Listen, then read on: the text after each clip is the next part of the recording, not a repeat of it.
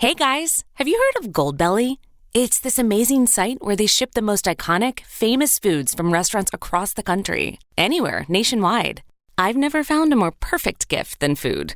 Goldbelly ships Chicago deep dish pizza, New York bagels, Maine lobster rolls, and even Ina Garden's famous cakes.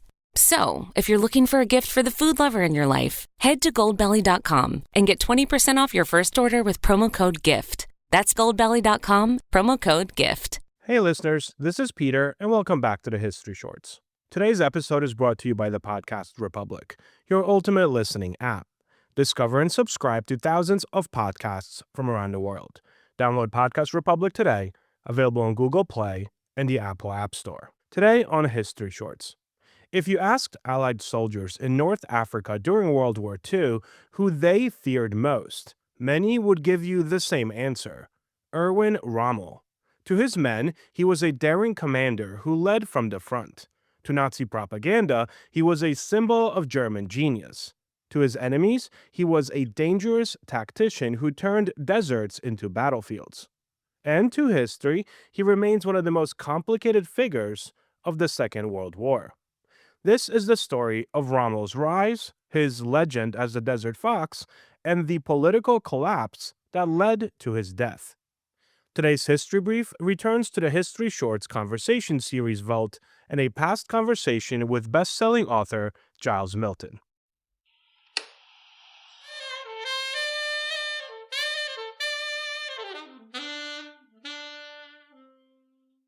A quick word from our sponsors.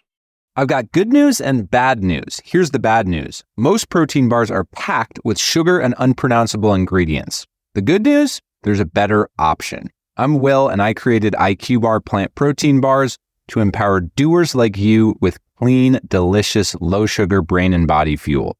IQ bars are packed with 12 grams of protein, brain nutrients like magnesium and lion's mane, and zero weird stuff. And right now, you can get 20% off all IQ Bar products, plus free shipping. Try our delicious IQ Bar sampler pack with 7 plant protein bars, 4 hydration mixes, and 4 enhanced coffee sticks. Clean ingredients, amazing taste, and you'll love how you feel.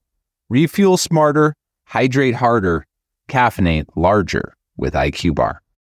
Go to eatiqbar.com and enter code BAR20 to get 20% off all IQ Bar products plus free shipping. Again, go to eatiqbar.com and enter code BAR20. This day in history. In 1861, Abraham Lincoln delivered his first inaugural address, urging unity as the nation stood on the brink of the Civil War. On March 4, 1933, Franklin D. Roosevelt took the oath of office during the depths of the Great Depression, promising Americans that the only thing we have to fear is fear itself. Story of the day. Long before he became famous, Rommel was simply a professional officer. Born in 1891 in southern Germany, he joined the Imperial German Army before World War I and distinguished himself in mountain warfare and small unit tactics. Unlike many future Nazi leaders, Rommel was not a political ideologue. He was a career soldier, ambitious, disciplined, and intensely focused on battlefield innovation. His wartime experiences shaped his thinking about mobility and surprise, ideas that he later published in his tactical book, Infantry Attacks. The book caught the attention of a rising political figure, Adolf Hitler. Rommel's relationship with Adolf Hitler helped accelerate his career. Hitler admired aggressive commanders who projected confidence, and Rommel's bold style fit perfectly into the image the regime wanted to present.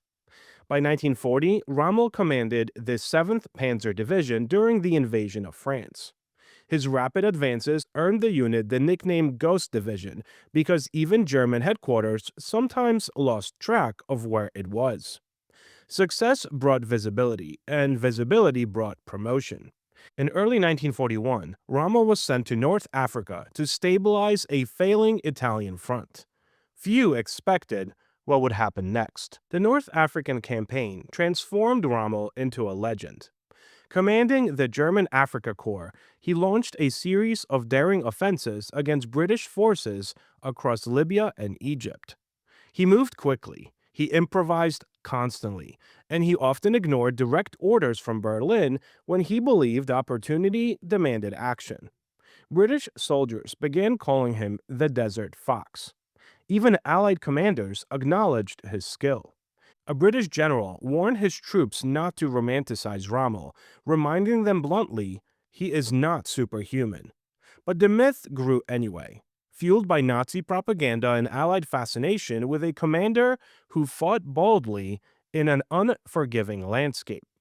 Rommel's reputation has long been debated, however. He was undeniably talented tactically, using speed, deception, and coordinated armor to outmaneuver opponents. But strategically, his campaigns were fragile. Supply lines stretched across the Mediterranean, fuel shortages plagued his offenses, and his aggressive style sometimes exposed his forces to unnecessary risk. Rommel also operated with a regime built on ideology and violence. While historians generally agree that he was not directly implicated in any war crimes in North Africa, to the same extent at least as other Nazi commanders, he served the objectives of a dictatorship responsible for enormous suffering. His story cannot be separated from that context. By 1942, momentum began to shift. British forces, now led by Bernard Montgomery, rebuilt their strength and halted the Axis advance at El Alamein. The battle marked a decisive turning point. Rommel's troops were exhausted, supplies were dwindling. Allied air and naval dominance made resupply nearly impossible. In November of 1942, after a crushing defeat, the Axis position in North Africa began to collapse. Within months, Rommel was recalled to Europe. The legend of the Desert Fox had met the limits of logistics. Back in Europe, Rommel's outlook began to change. Assigned to defend the Atlantic Wall against the expected Allied invasion, he witnessed Germany's declining military situation firsthand. Letters and reports from this period suggest growing pessimism about Hitler's leadership. Rommel argued for realistic defensive strategies and warned that the war could not be won militarily.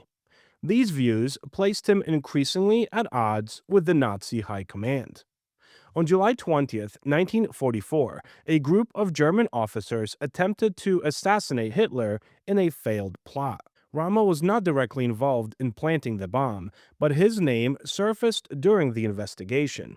Some conspirators believed he supported negotiating an end to the war. Others later claimed he favored removing Hitler, though the extent of his involvement remains debated among historians. What mattered was perception. Hitler no longer trusted him. In October of 1944, two generals arrived at Rommel's house. They presented him with an ultimatum. He could stand trial for treason, a process that would likely end with execution and retaliation against his family. Or he could take poison quietly, receive a state funeral, and preserve his reputation.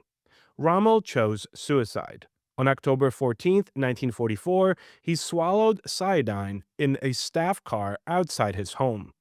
The regime announced that he had died from wounds suffered in an earlier air attack.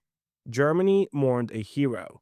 Only later did the truth emerge. After the war, Rommel's image evolved again. In the early Cold War, Western historians often portrayed him as the good German, a professional soldier separated from Nazi ideology. More recent scholarship has taken a more cautious view, recognizing both his tactical brilliance and the moral ambiguity of serving a regime built on aggression and repression. Rommel's life resists simple labels. He was neither purely villain nor uncomplicated hero. He was a soldier shaped by his time and ultimately destroyed by the system that he served. The History Brief. The following comes from the History Shorts Conversation Series Vault in a past conversation with best-selling author Giles Milton. Look for the entire conversation wherever you're listening to this show. It's kind of like a bottom-up approach to history, which is so often ignored.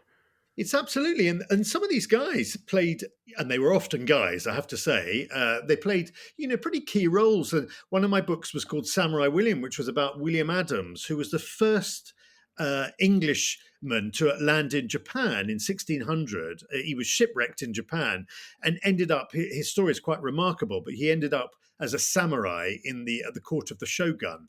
And his letters, his writings, just reveal a whole another world which wasn't known at the time.